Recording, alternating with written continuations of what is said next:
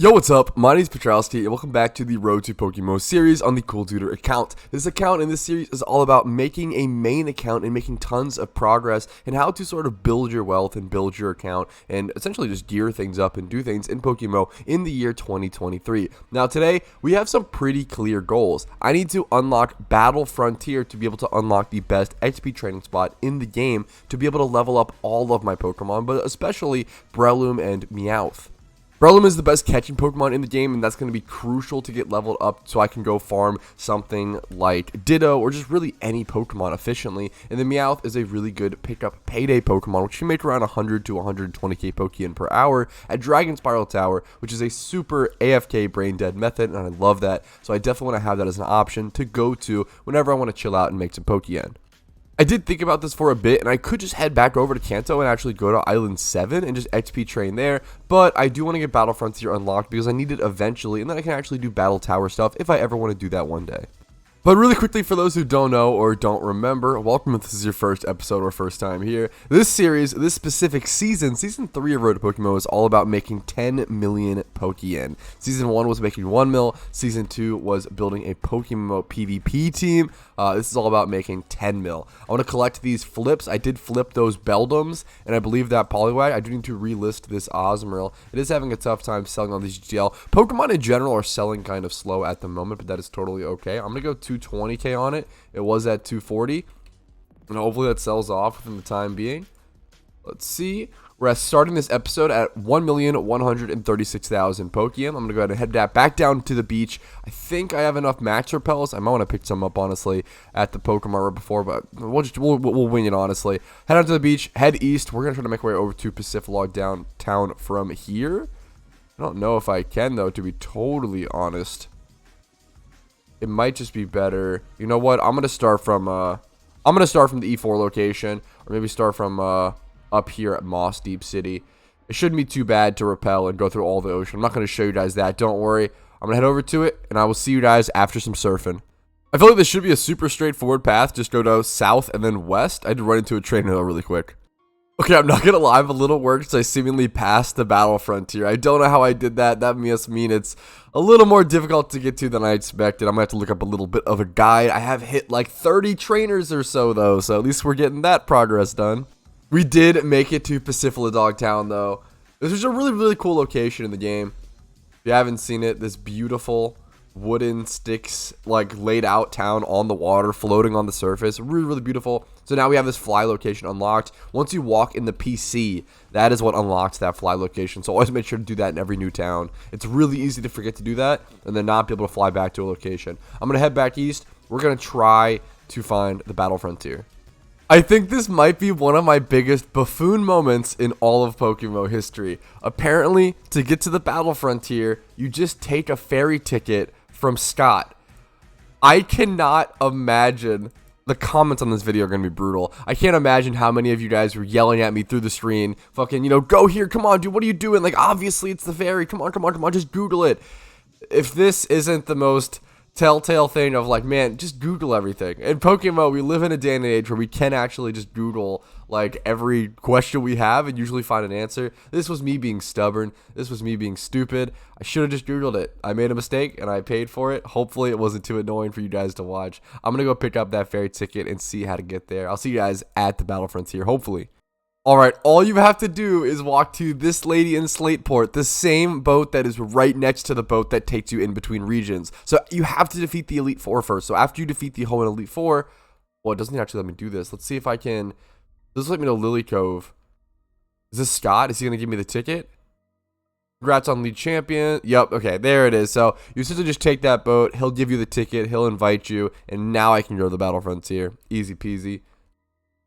Rest up at the cabin number 2. Dude, this one was a little roleplay fucking thing we have going on here. Yeah, if you just go click on the bed and rest in the bed, it'll just take you and make you land at your location. I've never done this before. I haven't done this in a very, very long time, rather. Let's see if I can take me over to the Battle Frontier. Yes. Whew, can we have it unlocked? That is much easier than I expected. We ended up getting Pacific Dogtown in the process. I know you guys are probably yelling at me for butchering the name like that, but I love saying Pacific Dogtown. Okay. We gain access to this, which is incredible. We're going to go ahead and walk into the PC as soon as possible. This is a great, great, great location to have access to. It's so good.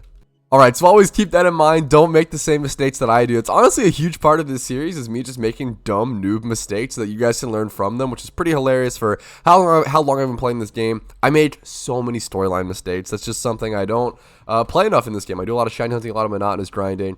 I don't always get those storyline progress stuff. So here we are. We unlocked the ability to fly to the battlefronts here. Now we can go level our Pokemon at the Tentacruel over here, which is awesome.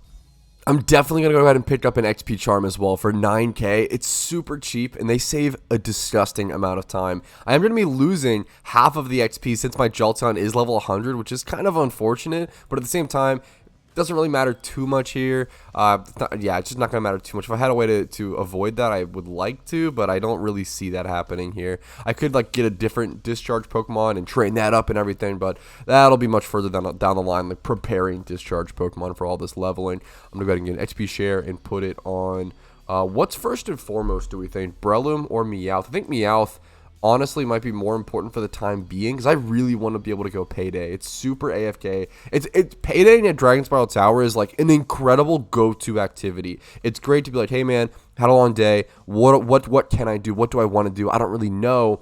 Just picked up your Meowth, walk over to Dragon Spiral. Having go-to activities to make sure you're not dilly-dallying around is just super, super important in pretty much any game or any activity. You don't want to be like bank standing or Vermilion standing is the term. Standing around in Vermilion, doing nothing. You never want to be doing that. If possible, it's nice to take breaks, but you want to be like doing something, AFK in the background. That is definitely something that RuneScape taught me in terms of mentality. Now, I should be safe to kill all these with the jump off. I don't have a Sweet Scent Pokemon on me. Let me grab that really quick. I need a Teleport mod as well. So Teleport and Sweet Scent. I will say another big reason why I want to go ahead and actually do Meowth first is because I have to pay attention to Meowth. It's really, really, really, really, really, really, really crucially important. If you've ever XP trained a Meowth, you know this. You have to pay turbo attention when XP training a Meowth because if this thing evolves into a Persian, it's fucked. It's dead. It's kaput. I have to get a new Meowth and start from scratch. I never want to have to do that. The reason being, people ask me this all the time, like, why can't you just put an Everstone on it, etc., etc. You have to XP share it to XP train it efficiently is the quick answer to that. And then the reason you can't let it evolve into Persian is because it loses the ability to have pickup. The pickup ability is what actually makes most of your money while Payday pickuping. A lot of people don't know this or forget this, but I did a lot of testing on it. Pickup actually makes around 60% of your profit whenever you're doing Payday pickup. The Payday part is only making around 40% of your profit per hour, which is a pretty insane difference. So you need to make sure pickup is everything. If you're paydaying without pickup, it's kind of a waste of time, unfortunately. You definitely want to have payday and pickup on your Pokemon, but I'm going to do some leveling. I'm going to pay attention. I will not let this thing evolve, and I'll see you guys soon. Alright, yo, what's up? I'm over here doing my XP training. I did take a break for a little bit because I just had some other stuff to do, but I know I'm going to be wasting a little bit of my XP charm here, but something really important happened. I'm going to try to be as quick as possible to not waste as much of my charm. There's been a big update. There's been a big change. As you can see, look at the new PC. It's gorgeous, but there's actually a huge opportunity. I want to go ahead and try to flip something. There's actually a huge opportunity to maybe flip something here, and I want to go for it. I'm going to put these in my box 11 just for a second so I can flip as many as possible. So now under advanced search, if you go to more filters, you can now search by the catch year. There's going to be a lot of flips like this happening. No, someone bought them all. There was a bunch. Oh, no, I should have just bought them on my main account, but I wanted to hop over here and see if I could get them over here. There was a bunch of 2013 competitive Pokemon all listed for 25k a piece. So even though I missed out on that stuff, this is something you guys want to be looking out for. Check out these. Like, these are going to be like the new sort of flips, like big flips. Like if you just like refresh here and look for like cheap 2012 listings or cheap 2013. Now, it may be kind of uncommon. They may be kind of rare, but this is going to be interesting. And now we actually can follow like a proper economy relating to these Pokemon, which is really, really, really cool in my opinion. So I'm excited to follow and kind of just be on the lookout more for 2013, 2012, 2014 Pokemon. Like here's here's a 2014 Mon for 25k, but is it really like, could I really flip this? Like I might try. I'm gonna try. I think it's competitive, so like level 50. I mean, I'm gonna try to flip this for 100k or whatever. Like I just bought it. I just bought it for 25. I'm gonna list it for 100k. It probably will sell. Like I feel like that's, even though it's 2014, it's not like super desired. We can also see our trade log now, which is awesome for this series. So that'll be interesting. I'm not sure how many flips like. I'm excited to try to get some new flips like that. throughout this series. 2015 kind of is where it really falls off and like the prices really don't matter. But I don't know. That's pretty cool. I'm pretty excited for that. I'm gonna go back getting to XP training at this instant though. There's this glitch though right now where like it's showing a max obedience level thing. When you don't actually have, that's like the one glitch that came in through this update. So at least that I'm consistently seeing. But I'm gonna go back to XP training. I had to go do that. I'm sad I missed out on those flips, but I will be on the lookout for more of those. Hopefully within this series, maybe this episode. That would be sick. All right, here we are at 2,546 encounters, getting level 100 on my Meowth, and I did not. I successfully kept it a Meowth. Excuse me. Can't retake this clip. Anyways, I successfully kept it a Meowth. It's crazy how dangerous it is and how scary it is to accidentally evolve this thing to a Persian. If I were to have accidentally done that, I would have lost like 200 to 300k Pokeyen, would have had to like resell it for like nothing. A level 100 Meowth or level 100 Meowth will go for like 300k. A level 100 Persian goes for like 80k, maybe 100. It's a crazy price difference. You got to keep that thing a Meowth. Once you go Persian, you cannot go back. It's a really big deal. You got to keep that pickup ability, like I mentioned a million times. Now we have that done. We do have a little bit of time on XP charm, so honestly, I'm going to go ahead and start XP training my Breloom because it really needs it. The fact that this thing is only level 81 is pretty brutal. I want to get that thing to a higher level to be able to do Ditto catching easier on the way down the line, or just catching Pokemon in general. Having a high level catching Pokemon, obviously pretty important. I'm going to go ahead and finish that up. 10 minutes. Alright, there's the XP charm wearing out. Had a pretty good time with it, getting Breloom up to level 85, and obviously getting Meowth to level 100. Now, the only two goals we set for this episode, for episode 20 of Road to PokeMMO actually, which is funny, were to get my Meowth level 100, try to level Breloom as much as possible, and then unlock this actual location here in Battlefront Tower. So we actually achieved all of our goals, but there's one more thing that I want to check and one more thing that I want to test before I end this video. I do want to go ahead and check our GTL, and we did sell off a Dusclops and a Beldum, some nice flips there, and then I want to go test some breeding of something, and maybe tease a little loop from 1 hour that I have in mind for the next episode. So I want to go ahead and test breeding some Porygons for profits. Recently, I did some Porygon swarms, and I realized how astronomical the base price of Porygon can get. They got up to around 9k. Now they're a little down at around 5k or so, but I want to see, like, what is a 2x31 Porygon worth? Like, look at that, a 2x31 Porygon, the cheapest one. This one's 3x to be fair. Good nature as well, honestly, for it. Bold, 3x31. My point is, there's so few Porygons on the GTL. I think there's a serious gap. Now, it's not the most desired Pokemon in the world, but I think you could essentially make some Pokeyen is all I want to talk about. So I'm going to go ahead and look for like a 31 special attack or 31 speed Porygon, and then try to match it with a Ditto is probably going to be my goal. So I'm going to look around for a good deal, the best deal I can possibly find. I'll see you guys with some breeds. It's crazy how few Porygons there really are up for sale. I think I'm going to go ahead and just buy both of these. What I could do is if I wanted to create my own 1x31 Porygon, I could just buy a base price Porygon for 5k and then buy like a base price 1x31 Ditto for around 5 to 10k, and then plus the brace. Like, I could create my own 1x31 Porygon for probably 20 to 25k and save a little bit of money there. I mean, the one I already bought for 25k. I don't even think I could go under that, which is really funny. This one is 35k. Like, I probably am trying to buy it as well just to save some time, but there's not really that much crazy profit there. But I'm gonna try to take these and breed these with Dittos and make some big profit. We'll see how it goes. So I spent around 30k each on all of those overall. 25k on one, 30k on one, and then 35k on the other. Let me find some Dittos and see how it looks. I'm going to be keeping track of all the total cost for all of these breeds in that bottom right hand corner of the screen. As you can see, the calculator is there. Now, I'm about to buy 3 speed braces for 30k and 3 special attack braces for 30k. So it's going to be 60k added onto the calculator. So this is our initial cost so far. I do still have to buy the Dittos. Now, if I can find a Ditto with decent stats and other IVs that might be able to bump up this Porygon, I'm going to go ahead and try to do that. So, for example, I'm looking for a Ditto, with 31 speed and 20 defense just to bump up this 19 one. I might try to even raise that. There's some, wow, I'm surprised how cheap these 31 speed Dittos are. Usually 31 speed Dittos will get up there in price. Let's see if I can find another one for 7k. I can actually. This one is Calm. 20 plus in all these stats. Let's see, 25 plus there, 22 plus there. The special attack doesn't really matter here. I can bump. I'll probably buy this one, the one with 28, 22. I'll go ahead and pick that one up. I probably want to pick up multiple actually anyway, so maybe I should just go ahead and pick both of those guys up for 7,500 apiece. I think those are just super, super good, hard to pass up. So I have those 2 Dittos, which are my 31 speed Dittos. Then I do need 1 special attack IV Ditto. And this one is going to actually need the other stats because this one has some stats. That 25 plus defense, we'll go ahead and put that in. And then 20 plus HP. I definitely want to keep those if possible. I'll maybe check for special defense. Like, these are super cheap. Anything with 20 plus special defense, that'd be super good. Nah, that's okay, obviously. I wasn't expecting that. That would be too good to be true. But I mean, this for 5,600, let's try 25 plus in both stats. Yeah, 7K. Is it worth spending the extra 7K? Let's go down back down. Yeah, I think so. Or the extra 2K. I'll go ahead and buy that one. Yoink. So I bought all those for what? I think every Ditto was 7K. Well, 7,500 for 2 and then 7K for 1. So we'll say 22K spent. How about that? So plus 22K for all those Dittos. Our total cost of these 3 Porygon breeds is going to be 172,000. I'm definitely curious how much I'm going to be able to profit on these. I was about to say, all right, here's the first 2 breeds, and then I realized I don't have an OT Porygon.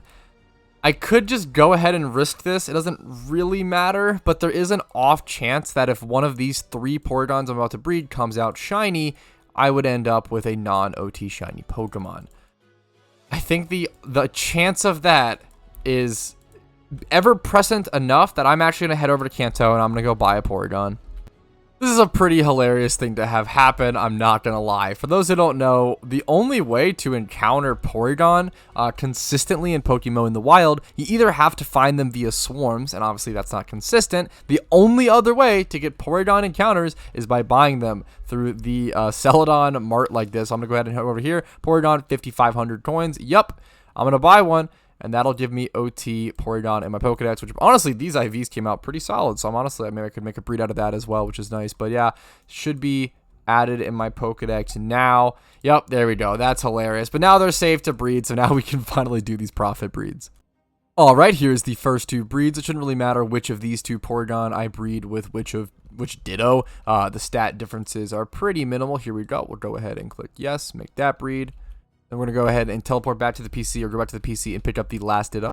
And here we go. Here is the 3rd breed. All of them having my OT, which is super, super nice. Now, there's all of them ready. I'm going to go ahead and try to hatch them and see how much profit can be made from this. I'm really excited to sell these off. It'll be really interesting to see how much I can sell them for and how long it takes for them to sell. Once again, it's really good to just look for Pokemon with huge gaps in their economy like this. Now, if I search for 2x31 Porygons, you see these being 125K.